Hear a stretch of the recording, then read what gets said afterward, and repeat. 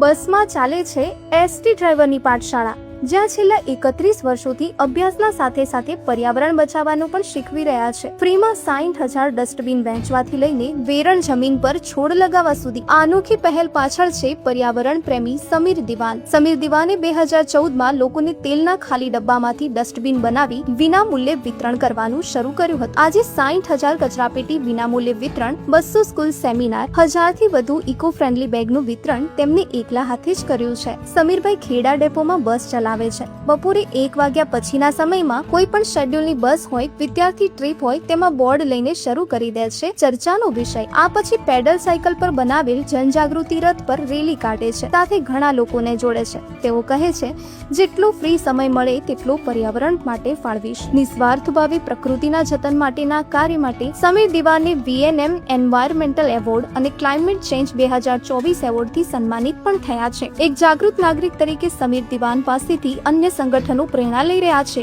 તો જણાવો, તમને તેમનાથી શું પ્રેરણા મળી?